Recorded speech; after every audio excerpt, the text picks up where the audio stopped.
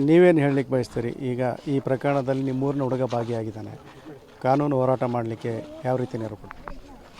ಈಗ ನಮ್ಮ ಗ್ರಾಮದವರಾಗಿರ್ತಕ್ಕಂಥ ನಮ್ಮ ರವಿಶಂಕರ್ ಅವರು ಯಾವುದೇ ರೀತಿಯಾದಂಥ ಇಂಥ ಒಂದು ಕೆಟ್ಟ ಕೆಲಸಕ್ಕೆ ಯಾವತ್ತೂ ಅವನು ಮಾಡಿಲ್ಲ. ಆಮೇಲೆ ಅವನು ಭಾಳ ಒಳ್ಳೆ ಹುಡುಗ, ಯಾರ ಮನೆ ಹತ್ರನೂ ಹೋಗ್ತಿರ್ಲಿಲ್ಲ, ಜಾಸ್ತಿ ಸ್ನೇಹಿತರು ಸಿಗಲಿಲ್ಲ. ಅವನೇನು ಕಾರು ಡ್ರೈವಿಂಗ್ ಮಾಡ್ಕೊಂಡು ಹೋಗ್ತಿದ್ದ, ದುಡಿತಿದ್ದ, ಸಂಘ ಚೀಟಿಗಳು ಮಾಡ್ಕೊಂಡಿದ್ದ, ಸಾಲಗಳು ಮಾಡ್ಕೊಂಡಿದ್ದ.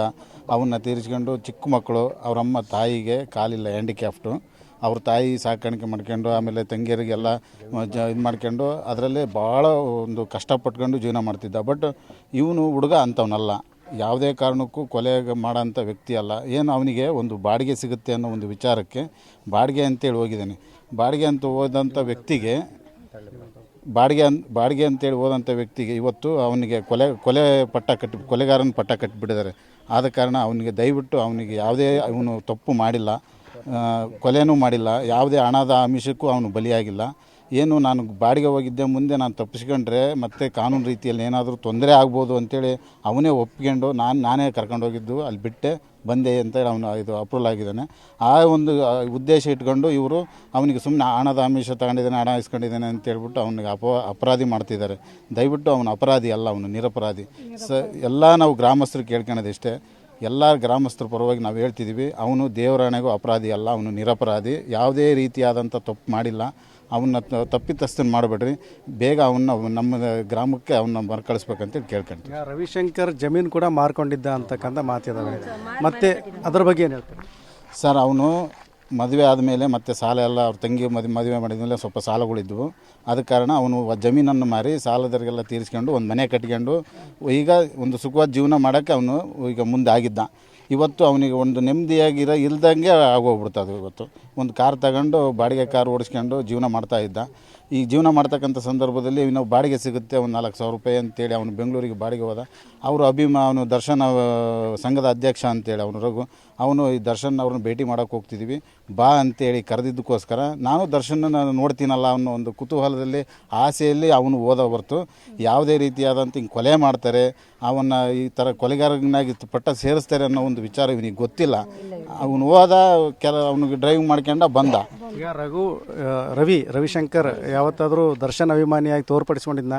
ಕಾರ್ ಮೇಲೆ ಫೋಟೋ ಹಾಕೋದು, ಮನೆಯಲ್ಲಿ ಫೋಟೋ ಹಾಕೋದು, ಯಾವುದೇ ರೀತಿಯಾದಂಥ ದರ್ಶನನ ಅಭಿಮಾನಿ ಅಲ್ಲ ಅವನು ಒಬ್ಬ ಕಾರ್ ಡ್ರೈವರ್ ಅಷ್ಟೇ. ಏನು ದರ್ಶನನ್ನು ನೋಡೋಕೆ ಹೋಗ್ತಿದ್ವಿ, ಅದಕ್ಕೋಸ್ಕರ ಬರ್ತೀಯ ಅಂತ ಕರೆದಿದ್ದಕ್ಕೆ ಬಾಡಿಗೆನೂ ಸಿಗುತ್ತೆ, ದರ್ಶನನ್ನು ನೋಡ್ತೀನಿ, ಜೊತೆಗೆ ಒಂದು ಫೋಟೋ ತೆಗೆಸ್ಕೋಬೋದು ಅನ್ನೋ ಒಂದು ಆಸೆಗೆ ಆ ಒಂದು ಹುಚ್ಚಕ್ಕೆ ಅವನ ಜೊತೆಗೆ ಹೋಗಿದ್ದಾನೆ ಅಷ್ಟೇ.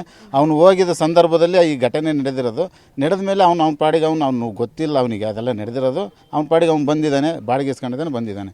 ಬಟ್ ಇಲ್ಲಿಂದ ಜೂನ್ 8ನೇ ತಾರೀಕು ರವಿಶಂಕರ್ ಅವ್ರ ಕಾರ್ನಲ್ಲೇ ರೇಣುಕಾಸ್ವಾಮಿಯ ಕಿಡ್ನಾಪ್ ಆಗಿದೆ. ಆಮೇಲೆ 9ನೇ ತಾರೀಕು ಊರಿಗೆ ಕೂಡ ಬಂದಿದ್ದಾನೆ. ಆವತ್ತು ಆತನ ಚಲನವಲನ ಹೇಗಿತ್ತು? ಏನಾದರೂ ಫೀಲ್ ಆಗಿದ್ನಾ ಅಥವಾ ಭಯದಲ್ಲಿದ್ನಾ? ಹೇಗಿದ್ದ ಸರ್? ಏನು ಫೀಲ್ ಇಲ್ಲ. ಬಂದ ಭಾನುವಾರ ಸೋಮವಾರ 2 ದಿನವೂ ಅವನು ಇಲ್ಲೇ ಹೈಸ್ಕೂಲ್ ಫೀಲ್ಡಲ್ಲಿ ಕ್ರಿಕೆಟ್ ಆಡಿದ್ದಾನೆ, ಮಕ್ಕಳ ಜೊತೆ ಕ್ರಿಕೆಟ್ ಆಡಿದ್ದಾನೆ, ನಾರ್ಮಲಾಗಿ ಇದ್ದ, ಆರಾಮಾಗಿದ್ದ ಅವನು. ಯಾಕೆಂದ್ರೆ ಅವನು ತಪ್ಪು ಮಾಡಿಲ್ಲ, ಅವನು ಎಲ್ಲಿ ತಪ್ಪಿಸ್ಕೊಂಡು ಹೋಗೋಂಥ ತಪ್ಪು ಮಾಡಿಲ್ಲ. ಅವನು ನಾರ್ಮಲಾಗಿ ಹೈಸ್ಕೂಲಲ್ಲಿ ಎಲ್ಲ ಮಕ್ಕಳ ಜೊತೆಗೆ, ಹುಡುಗರ ಜೊತೆಗೆ, ನಮ್ಮ ಫ್ರೆಂಡ್ಸ್ ಜೊತೆಗೆ ಕ್ರಿಕೆಟ್ ಆಡಿದ್ದಾನೆ, ಅವನು ಚೆನ್ನಾಗಿ ಇದ್ದ. ಬಟ್ ಮಂಗಳವಾರ ಅದು ಸುದ್ದಿ ಬಂದ ಮೇಲೆ ಅವನು ನನ್ನ ಕಾರಲ್ಲೇ ಹೋಗಿದ್ದು. ಮತ್ತು ನಾನು ತಪ್ಪಿಸ್ಕೊಂಡು ಹೋದರೆ ನಾನೇ ಅಪರಾಧಿ ಆಗ್ಬೋದು, ನಾನು ನನ್ನ ಕಾರಲ್ಲೇ ಕರ್ಕೊಂಡು ಹೋಗಿದ್ದಂತಂದು ಹೇಳ್ಬಿಡೋಣ ಅಂತೇಳಿ ಅವನು ಹೋಗಿ ಸರೆಂಡರ್ ಆಗಿದ್ದಾನೆ. ಬಟ್ ಅವ್ನು ತಪ್ಪು ಮಾಡಿಲ್ಲ, ಕೊಲೆಗಾರ ಅಲ್ಲ, ಕೊಲೆ ಮಾಡೋಂಥ ಇದಕ್ಕೂ ಇಲ್ಲ. ಆಮೇಲೆ ಯಾವುದೇ ಹಣದ ಆಮಿಷಕ್ಕೆ ಅವನು ಬಲಿಯಾಗಿಲ್ಲ ಸರ್. ಕೆಲವರು ಈಗಲೂ ಕೂಡ ದರ್ಶನ ಅಭಿಮಾನಿಗಳಂತ ಹೇಳ್ತಾರೆ, ಅಂಥವ್ರಿಗೆ ಏನು ಹೇಳಕ್ಕೆ ಬಯಸ್ತಾರೆ ಸರ್? ಯಾರೇ ಅಭಿಮಾನಿಗಳಿರಲಿ, ಮನಸ್ಸಲ್ಲಿರ್ಬೇಕು ಅಷ್ಟೇ, ಹೊರಗಡೆ ತೋರಿಸ್ಕೊಳ್ಳೋಂಥದ್ದು ಮಾಡೋದಲ್ಲ. ಇನ್ನೊಬ್ಬರು ಜೀವಮಾನ ಹಾಳು ಮಾಡೋದಾಗಲಿ, ಇನ್ನೊಬ್ಬರದ್ದು ಮನೆತನ ತೆಗೆದು ಮಾಡೋದಾಗಲಿ ಅದು ಅಭಿಮಾನದ ಅಲ್ಲ. ಅದು ಯಾವಾಗಲೂ ಅಭಿಮಾನ ಮನಸ್ಸಲ್ಲೇ ಇರ್ಬೇಕು ಅಭಿಮಾನ ಅನ್ನೋದು. ಅದನ್ನು ಬಿಟ್ಬಿಟ್ಟು ಸುಮ್ಮನೆ ಎಲ್ಲ ಕಟೌಟ್ ಹಾಕೋದು, ಹಾಲು ಒಯ್ಯೋದು, ಅವ್ರಿಗೆ ಜೈಕಾರ ಹಾಕೋದ್ರಲ್ಲಿ ಅಭಿಮಾನತನ ತೋರಿಸ್ಕೋಬಾರ್ದು. ಯಾವ ದುಡ್ಕಂತ ತಿನ್ನಬೇಕು, ಒಳ್ಳೆತನದಲ್ಲಿ ಇರಬೇಕಷ್ಟೇ.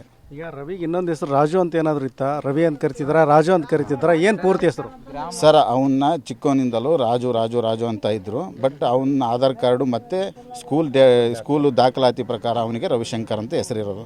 ಈಗಲೂ ನಾವೆಲ್ಲರೂ ಅವನಿಗೆ ರಾಜು ಅಂತಲೇ ಕರೆಯೋದು. ಬಟ್ ಅವನ ದಾಖಲಾತಿಯಲ್ಲಿರೋದು ಏನಂದರೆ ರವಿಶಂಕರ್ ಅಂತ ಹೆಸರು. ಇದಿಷ್ಟು ರವಿಶಂಕರ್ ಗ್ರಾಮಸ್ಥರ ನುಡಿ ಮತ್ತು ಸಂಬಂಧಿಕರ ನುಡಿ. ಕ್ಯಾಮ್ರಾ ಪರ್ಸನ್ ಮಂಜುನಾಥ್ ಜೊತೆ ಬಸವರಾಜ್ ಮುದನೂರು, TV9 ಚಿತ್ರದುರ್ಗ.